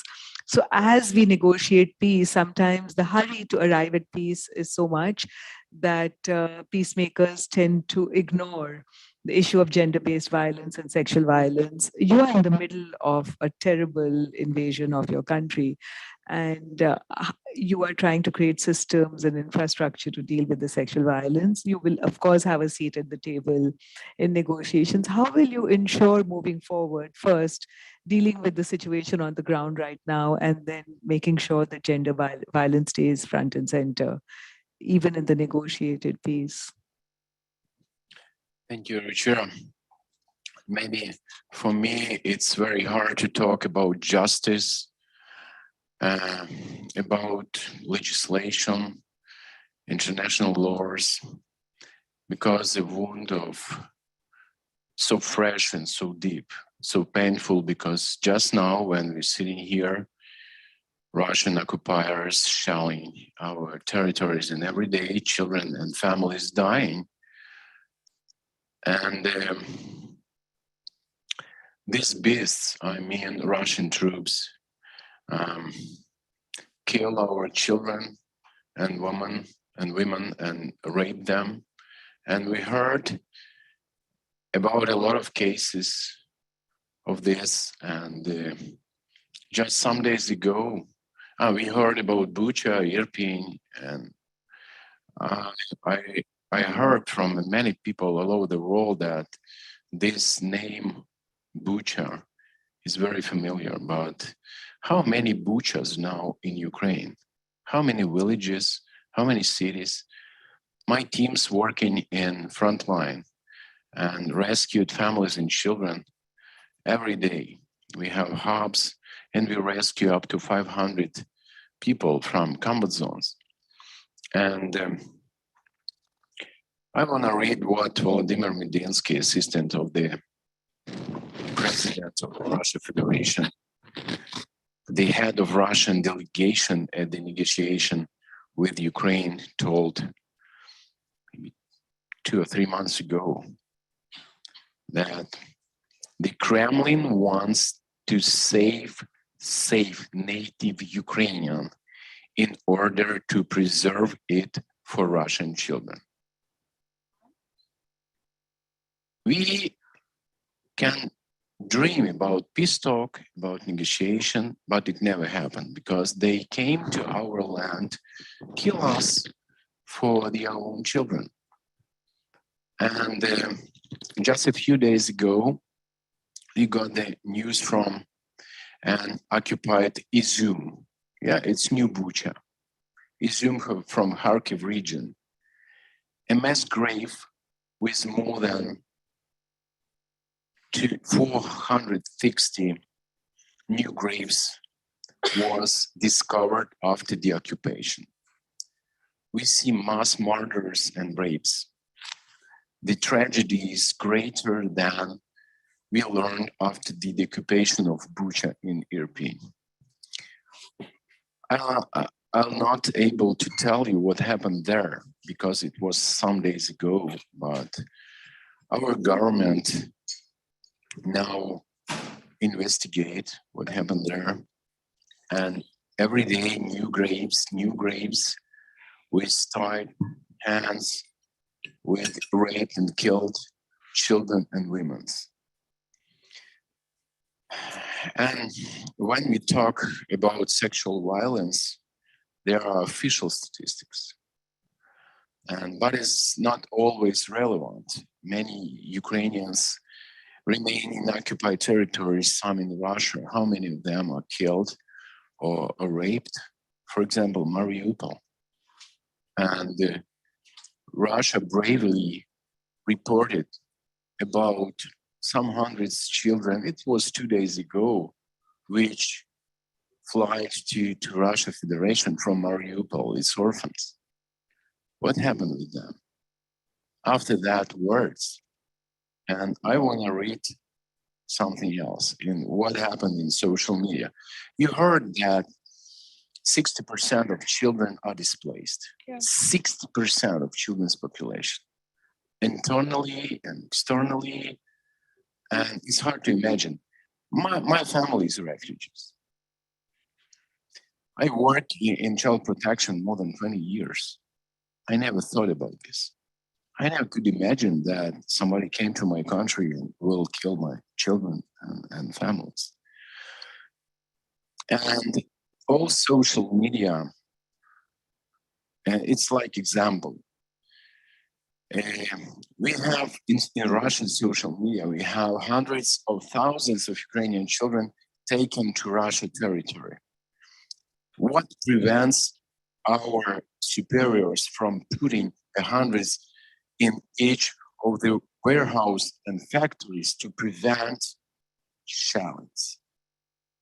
I think every sane person has asked themselves these questions. They want to have our children as their hostages, and it's not 100 or 1,000. It's 500,000 children who were kidnapped and deported to Russian Federation. Which international laws works now? Who will control? How many raped? And Vladimir Putin signed special legislation which gives Russian citizenship very fast to Ukrainian children. We heard about filtration camps all over Russia, with thousands of filtration camps where children and parents are separated, and at the same time they can give Russian citizenship. And what else? What they want? Adopt Ukrainian children. They are killing them, and on the other hand, they will adopt them. Well, what for? Yeah, and who will control human trafficking and sexual abuse there? Because international legislation doesn't work in this case.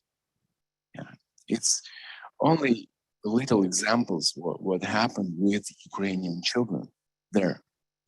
And we very often hear that conflict. And as for me, it is not conflict, it's genocide. It's genocide because it's huge genocide. We had this 100 years ago from the Russian Federation, from the Russian. We had this 80 years ago. And after that, a lot of Ukrainians was imprisoned and killed. And we have the same now. And I'm here some days and I feel how many people stand with us. And it's very helpful. It's give us strength to fight and defend our country. Because we talked a lot with Tatiana, this war on women and children. This war on women and children. And we only protecting our women and children. This everything we can do just now. Thank you.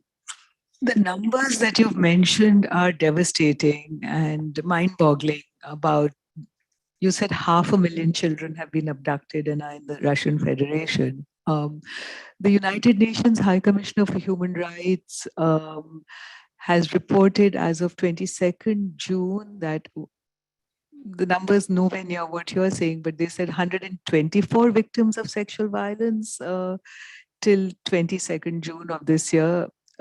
Do you want to comment on the numbers? How is that reporting done? And what is the message that you have in terms of the scale of sexual violence and trafficking? It's very hard because it's in the middle of the war. It's very hard to identify these crimes. It's not hundreds, it's thousands. But who identified this just now? It's very hard to identify. What happened? I told you what happened we can only imagine what happened with the children and women in Russia Federation. And we have hotline and people call to our hotline. But a lot of people who call from Russia Federation, they are very afraid to tell anything because under the control of KGB. Yeah, and but I told you about the children who are there, and a lot of them to be adopted. And I want to inform you about the danger of adoption procedure there. What happened with them? As a result, the adopter can change not only the child's first and last name, can even change the date of birth. And this means that it will be very difficult for us to personify and identify our children in the future. And Russia reporting about some thousands children who were adopted for these 3 months, and how many will be adopted soon. And adoption is, according to the law, Russian law, a secret. If the adopter keeps the adoption a secret, then it will be very difficult to find where our child is. Ukraine does not have information on how many children were forcibly passported by Russia. In addition, the aggressor country does not respond to Ukrainian official request for clarification or of information about Ukrainian children there. It is genocide. What are you doing? You have a global family of activists in this very room right now, and the UN General Assembly is in session. The Clinton Global Initiative met yesterday, and I know your Prime Minister spoke to President Clinton, and I was there in the room asking, give us our marching orders. What do you want us to do? So I ask you the same question, that what would you like us to do? How can we help? To help us defend our country, what's United States doing and all over the world. Some countries better do this, some not, and it is our call for everybody.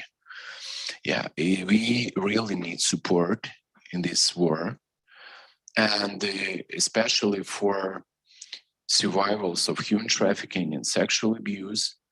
We need more services. We talked with you, and I beg your support because I know you're a professional. For many years, you build services, and we really need this support because we have a gap in the social system in Ukraine. If before war we had 30% of children below the poverty line, now it's 2 or 3 times more. It's maybe. Well, you have that support. I pledge it, and I'm a doer, so I will do it. Yeah. Thank you so much. Thank you. And we have to build services for these women and children. And we have your experience and your support. And it's bigger discussion exactly what services, how they should work. In this room is professionals who knows how it works and what not works in the other countries. And my colleagues told a lot of things which should be very useful in Ukraine just now. And thank you so much for what are you doing. And your advice and support will be extremely important for us too. Thank you. Thank you, Mykola.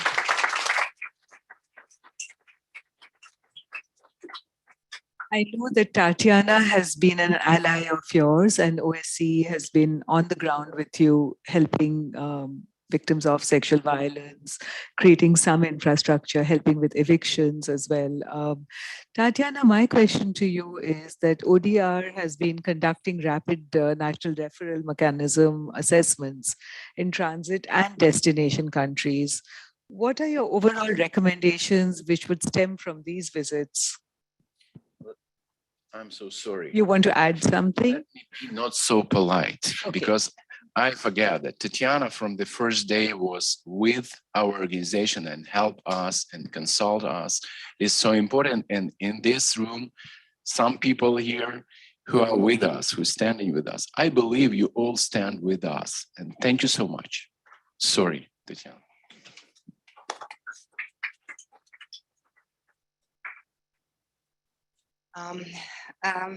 Thank you, Nikolai, and thank you for everyone who is engaged across the OSCE and globally in addressing issues of both conflict-related sexual violence and trafficking that oftentimes goes hand in hand with this.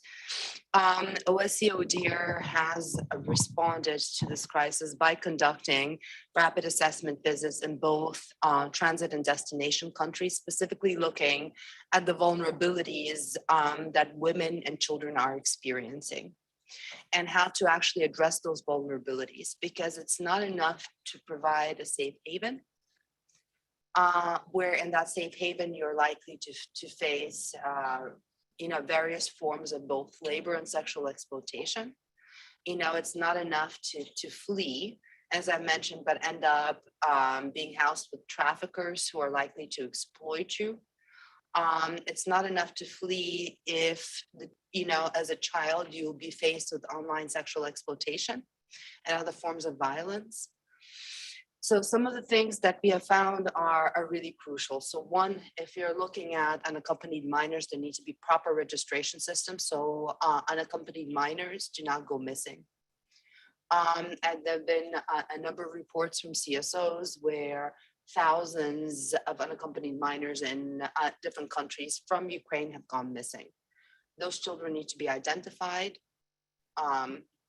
and provided with the proper child protection that they're all entitled to.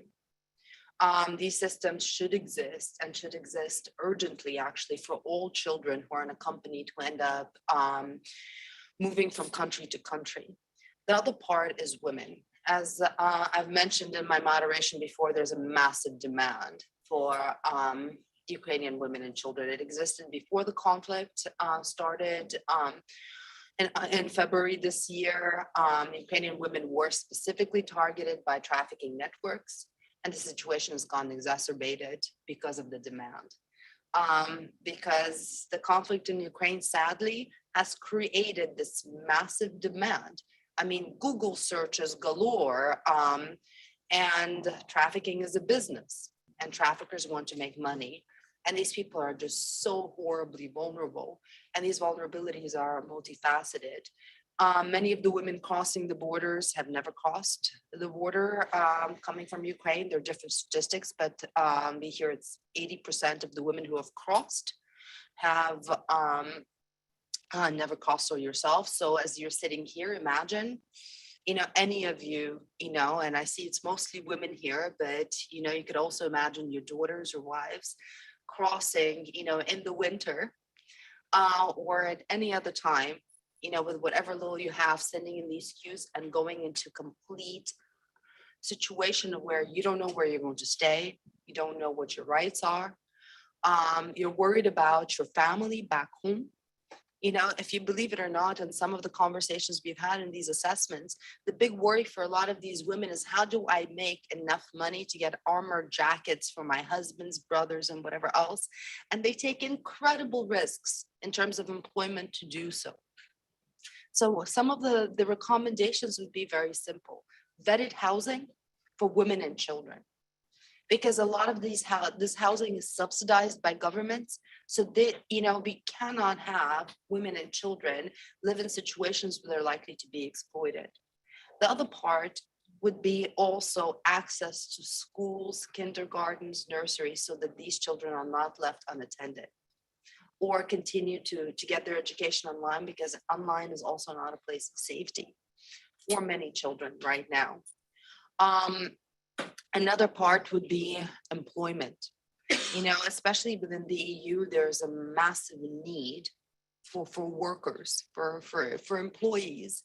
So creation of accreditation of diplomas and other skills, which would create proper jobs for these women is really important, because that takes away the situation of risk from them. But the other part is also about creating capacity to address these issues through just having access to emergency lines.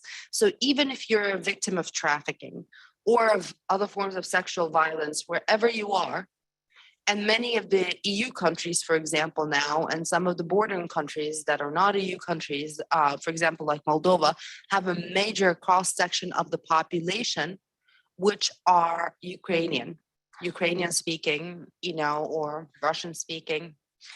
If they pick up the phone and call an emergency line, they cannot communicate what is happening to them, which is the other very, very big issue. So in that way, just creating some sort of a hub that could facilitate these phone calls would be important.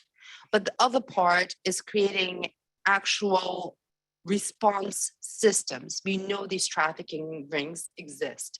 We know women are getting trafficked throughout. We know children are trafficked throughout. We may not have statistics now because all of it is underreported, or much of it is underreported. But we need to actually have a serious and strong response and services available for these women once they're recognized. But the best part would be ensuring proper prevention. So I would leave it a bit at that, because I will get to some of the other issues in just a moment.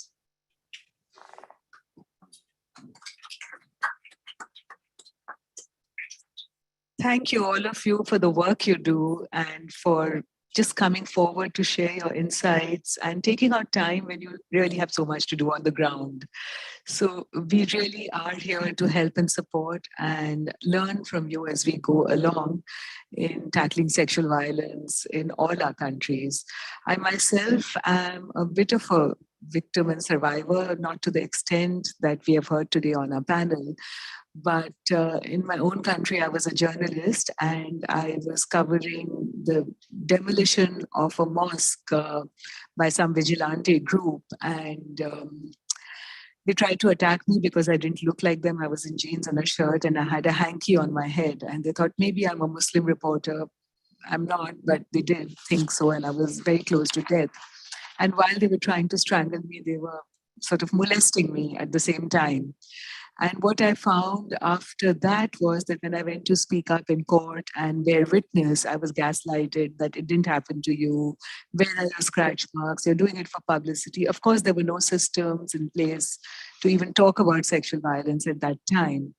And between the gaslighting and the lack of infrastructure to bear witness to something like this, I began to understand and listen to voices of survivors and know that the solutions would come from there to take on this sort of almost like a pandemic. Sexual violence is so normalized and ingrained in all our societies that it's become a marker for domination and power. And, today I heard every panelist speak about the fact that, there has to be an end to the impunity. But along with the end of, to the impunity for those who violate women's bodies, they also spoke about the fact that there is a continuum of abuse from peace times to war times.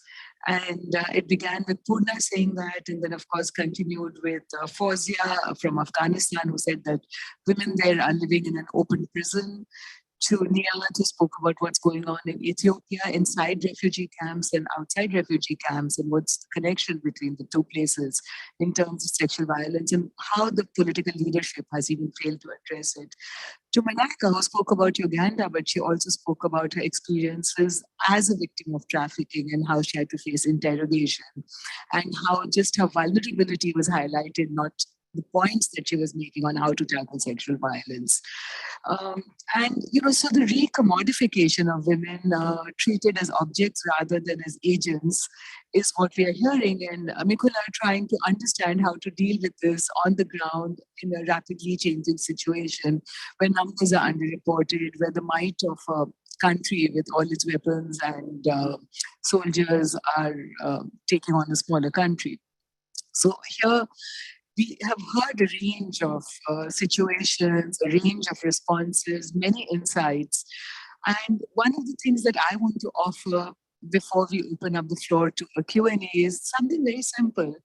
As we are grappling with the rising sexual violence, I have noticed that it's also based on the fact that we're also grappling with an end to democracy in many of the countries and more power among countries which are led by authoritarian leaders. And they are more likely to make war, and they are more likely to they are more likely to respect women's bodies less.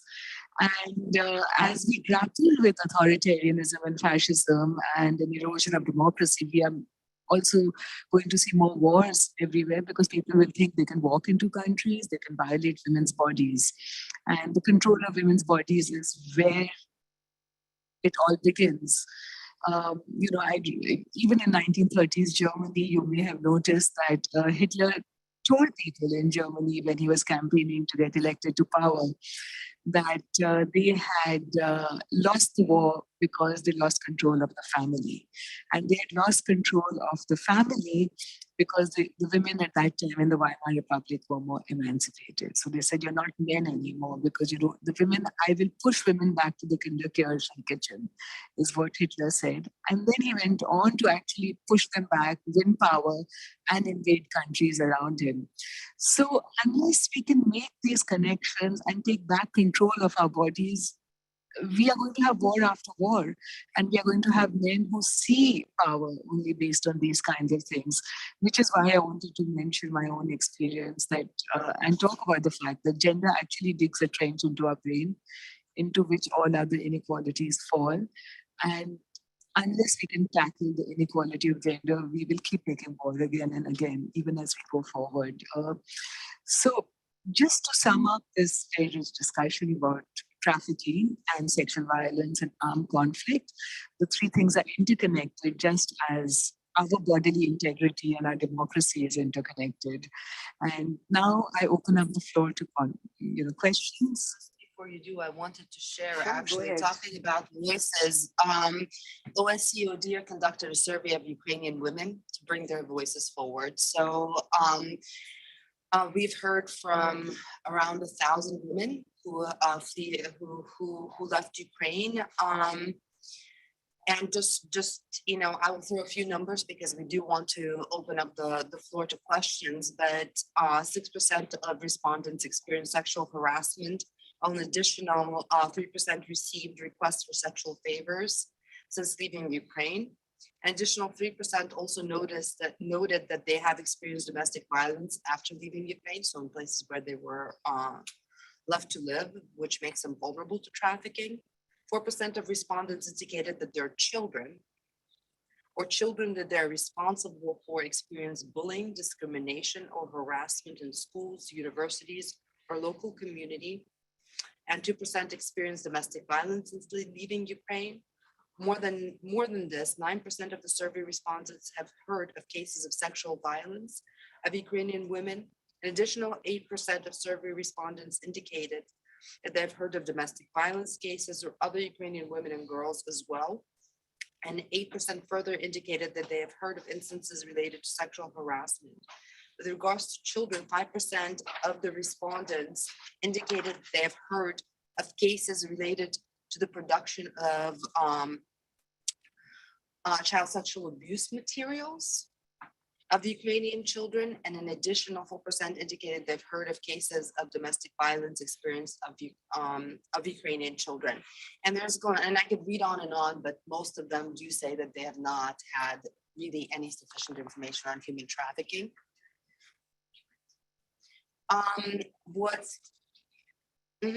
So with that, we will actually share more of the results, which are preliminary, actually, that really talk about the vulnerability of Ukrainian children and women. But as we have run out of time, what I suggest is that we move on to the reception, where we could have a more informal Q&A and have a drink, have some food. And I would like to thank all the panelists here and all the participants for coming and listening to us today. So thank you very much. Online audience, alas, they cannot join us at the reception afterwards.